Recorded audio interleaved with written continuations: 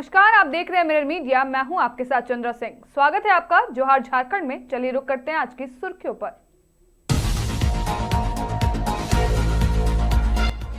Scorpio चोर gang का भांडाफोड़, हजारीबाग में अंतर्राज्यीय गिरोह के 6 गिरफ्तार।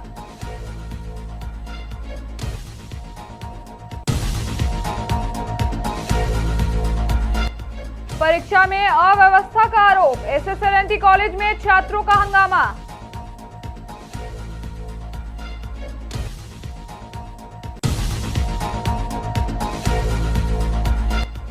मॉरिशस से बड़का गांव तक 200 साल की जड़ों से जुड़ा ऐतिहासिक मिलन।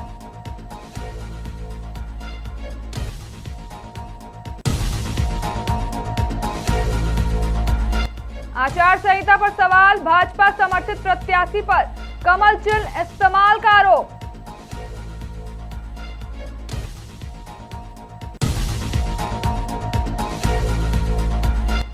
धनबाद से सियासी बिगुल, आजसू का मिलन समारोह, सुदेश महतो का बड़ा बयान।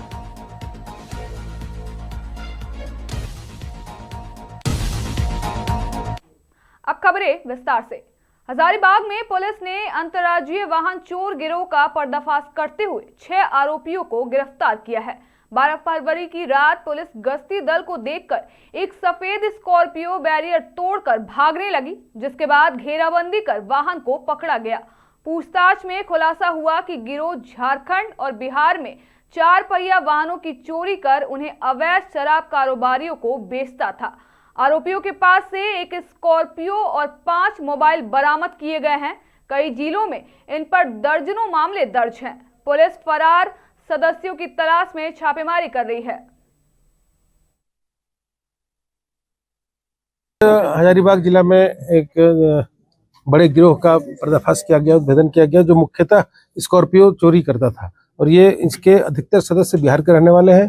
बिहार के जिन संभवतः हम लोग के हजारीबाग जिला से जो सटे हुए क्षेत्र हैं, औरंगाबाद और गया और ये रोहतास, ये तीनों ही थाना क्षेत्र के लोग रहने वाले हैं। अधिकतर तीनों ही जिला के रहने वाले हैं।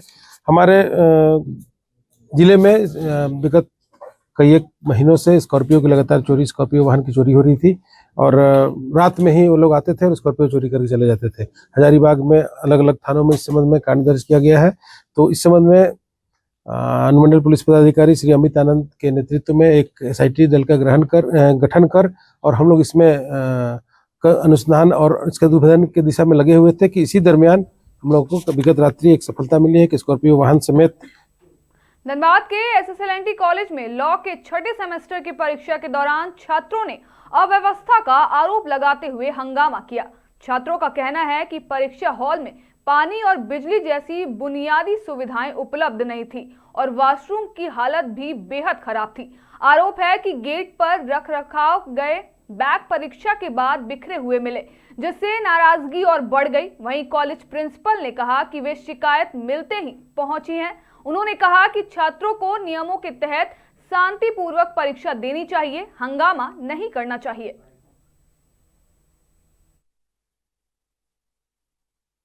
दूर दूर से आएंगे तो क्या पानी बोतल और टिफिन कुछ नहीं लेके आएंगे क्या? और हाथ में पेन पेंसिल हाथ में लेके आएंगे, फोन कहाँ रखेंगे?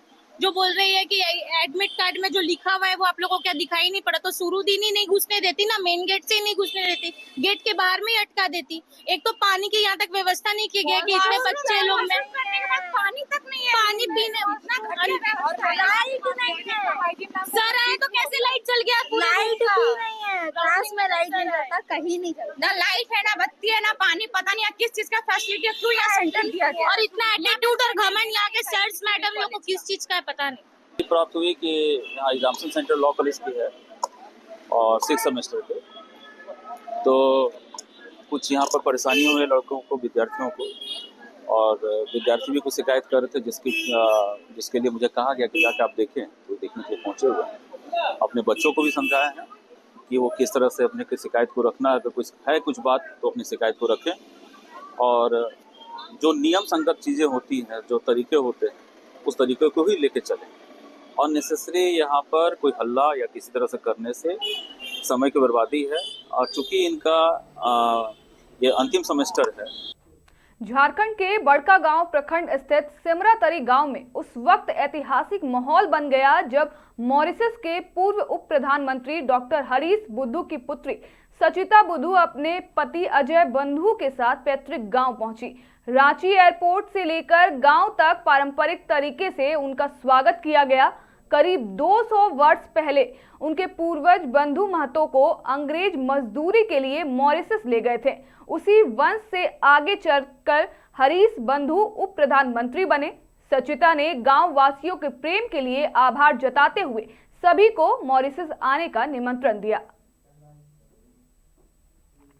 हजारीबाग नगर निगम चुनाव के बीच भाजपा समर्थित उम्मीदवार सुदेश कुमार पर आदर्श आचार संहिता उल्लंघन का आरोप लगा है। संकल्प पत्र जारी करने के दौरान विधायक कार्यालय में भाजपा का बैनर और कमल चिन्ह प्रदर्शित होने का वीडियो सामने आया है।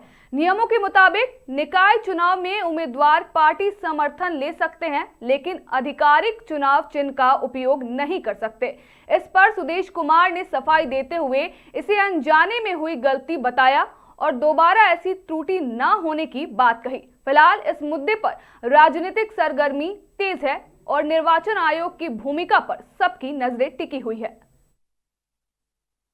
समर्थित उम्मीदवार है तो हमारा भाजपा के लोग जो हम लोग के साथ जुड़े, और मैं खुद भारतीय जनता पार्टी प्रदेश कार्य समिति का सदस्य हूँ और वर्षों से भाजपा से जुड़ा हुआ हूँ, तो नेचुरली है कि भाजपा के लोग हमको समर्थन देंगे। लेकिन चिन्ह है सर, यहाँ पर भाजपा का चिन्ह नहीं है, ये चिन्ह है विधायक। आगे आप देखिए जो लगा हुआ है पोस्टर, उसमें कोई चिन्ह नहीं है। पीछे चूंकि विधायक का कार्यालय है इसलिए उसमें आ गया होगा थोड़ा सा, पर ये जो भी हम लोग लगा रहे हैं उसमें कोई चिन्ह का इस्तेमाल नहीं कर रहे हैं। नियमता तो वो चिन्ह भी नहीं होना चाहिए था, आपके जहाँ भी सभा या आप जहाँ पर रहेंगे वहाँ पर नहीं होना चाहिए। अब बीच में आया है वैसा, उसमें हम लोग सुधार करेंगे, पर हम लोग चिन्ह उसमें कहीं भी इस्तेमाल नहीं कर रहे हैं। हाँ, भारतीय जनता पार्टी का समर्थित उम्मीदवार हूँ तो भारतीय जनता पार्टी के लोग जरूर मदद कर रहे हैं। कोई चीज नहीं है जैसे वो ऐसा चीज जो कि कोई आदमी बोल दे जो कर नहीं सकता हो। अभी हम लोग और भी लोगों को देख रहे हैं कि ऐसी ऐसी बातें आ रही हैं जो कि उनके डोमेन में नहीं है, जो नगर निगम के डोमेन में नहीं आता, वैसी बातें भी लोगों ने लिखी है। तो सुदेश जी ने अगला जो अपना विजन है वो प्रस्तुत किया है, और नगर की जो सरकार होती है वो बहुत महत्वपूर्ण सरकार है। इसलिए यहाँ का जीना मरना, जो रोज का जो जीना मरना है वो नगर निगम से ही तय होता है। आपको जन्म का प्रमाण पत्र बनाना हो तो भी नगर निगम, मृत्यु प्रमाण पत्र बनाना हो तो भी नगर निगम, साफ सफाई कराना हो तो भी। धनबाद में आजसू पार्टी की ओर से मिलन समारोह का आयोजन किया गया, जिसमें बड़ी संख्या में कार्यकर्ता शामिल हुए। इस दौरान आजसू सुप्रीमो सुदेश महतो ने कहा कि आने वाले दिनों में पार्टी धनबाद से ही अपनी राजनीतिक रणनीति को आगे बढ़ाएगी। उन्होंने नगर निगम चुनाव को दलीय आधार पर कराने की वकालत करते हुए कहा कि वर्तमान व्यवस्था में पार्टी कार्यकर्ता ही एक दूसरे के खिलाफ मैदान में उतर रहे हैं, जिससे मतभेद बढ़ रहे हैं। सुदेश महतो ने कहा कि दलीय आधार पर चुनाव होने से लोकतांत्रिक प्रक्रिया और मजबूत होगी। पार्टी के मिलन समारोह का आयोजन हुआ है कुछ दिन पहले। ये पार्टी के कुछ साथी जो कभी राजनीतिक में उतने सक्रिय नहीं रहे, साधारण लोगों की इच्छा बढ़ी है कि सक्रिय राजनीति में भाग लेंगे, और भाग भी लेंगे तो आपके साथ लेंगे। तो मैंने उनको वादा किया था जिस दिन धनबाद में आऊँगा उस दिन निश्चित रूप से आपके लिए, आपके गांव और आसपास में हम सभा में आएंगे। तो आज गांव वालों का शाम के समय में एक कार्यक्रम रखे हैं वो मिलन समारोह के रूप में। मैं इन सभी का हार्दिक स्वागत, अभिनंदन करते हैं। राज्य के वर्तमान हालात पर और राजनीतिक चिंता की जो धारा चल रही है उस पर हमने प्रकाश डाला है, और उम्मीद है कि आने वाले समय में, जैसे मैंने कहा कि आने वाले समय राजनीति का मूल केंद्र हमारा धनबाद होगा, और यहीं से हम लोग भविष्य के लिए एक बड़ी राजनीति को तैयार करेंगे और आगे बढ़ेंगे। हाँ, नए लोग शामिल हुए आज। जिला कमेटी को ये अधिकार दिया हुआ है हर जिले में, वो निर्णय स्वयं ले और उस निर्णय के आधार पर वो वहाँ पर काम करे। चूँकि देख रहे हैं इस चुनाव में दलीय चुनाव ना होना, मैं बार बार इस बात को ज़्यादा कह रहे हैं कि अगर झारखंड मुक्ति मोर्चा को, कांग्रेस को चुनाव लड़ना था और उनके पीछे मुख्यमंत्री से लेकर मंत्री, सांसद, विधायक को लगना ही था तो दलीय चुनाव करा देते हैं।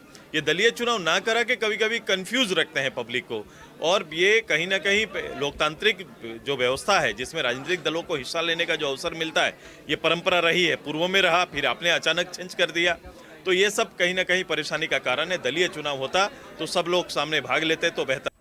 केंद्र सरकार के 4 नए लेबर कोड के विरोध में गुरुवार को बुलाए गए भारत बंद का असर धनबाद के बीसीसीएल क्षेत्र में साफ दिखाई दिया। एरिया 1 से एरिया 5 तक हाजिरी घरों में सन्नाटा पसरा रहा।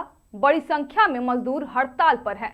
संयुक्त किसान मोर्चा, सीटू, एटक, इंटक समेत 10 केंद्रीय ट्रेड यूनियनों के आह्वान पर यह बंद किया गया।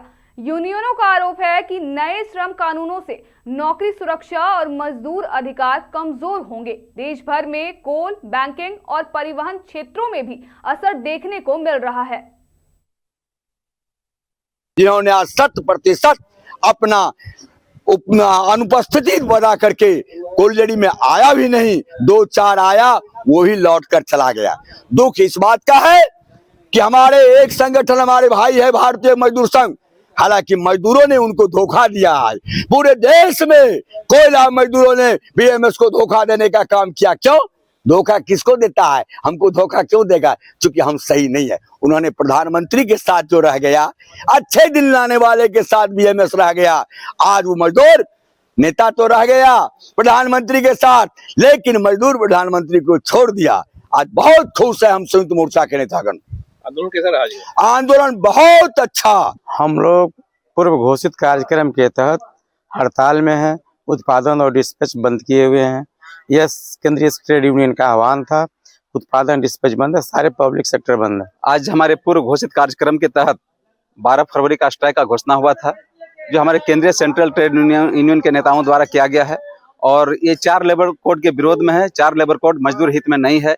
इसमें किसी भी एंगल से देखा जाए तो मजदूर हित में नहीं है 4 लेबर कोड। आज जामताड़ा में राष्ट्रीय आम हड़ताल का व्यापक असर देखने को मिला। केंद्रीय श्रमिक संगठनों, खेत एवं ग्रामीण मजदूर संगठनों और मनरेगा संघर्ष मोर्चा के आह्वान पर कार्यकर्ताओं ने शहर के प्रमुख चौक चौराहों पर प्रदर्शन किया और सरकार के खिलाफ नारेबाजी की।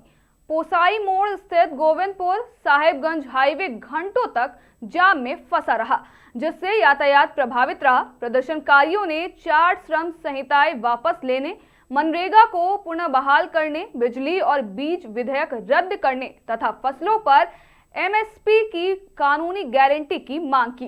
न्यूनतम वेतन 26,000 और 10,000 पेंशन की भी मांग उठी। इंडिया यानी पूरे भारत में 10 श्रमिक संगठनों के संयुक्त मोर्चा के द्वारा स्ट्राइक बुलाई गई है। पूरे देश भर में आज ये हड़ताल जारी है। सारे बैंकिंग उद्योग बंद है, कल कारखाने बंद है। ग्रामीण जनता को आंशिक बंदी के कारण आज हम लोग सड़क पर उतरे हैं। मोदी सरकार ने 4 भयंकर हमले हम लोगों के देश की जनता पर कर दिया है। बीज विधेयक लाकर, बिजली विधेयक लाकर, 4 लेबर कोड को लागू कर और मनरेगा को हटा करके आम जनता पर ये जो हमले बोले हैं, जिसके चलते बेरोजगारी बढ़ेगी, महंगाई बढ़ेगी, भ्रष्टाचार और बढ़ेगा। और विदेश से जो डील किया अमेरिका के साथ, जिसके चलते हमारे देश के किसानों को भारी आफत में पड़ना होगा। इन सारी गलत नीतियों के विरोध में आज पूरे राष्ट्रव्यापी ये आंदोलन चल रहा है। फिलहाल के लिए इतना ही। बाकी तमाम खबरों के लिए देखते रहें मिरर मीडिया।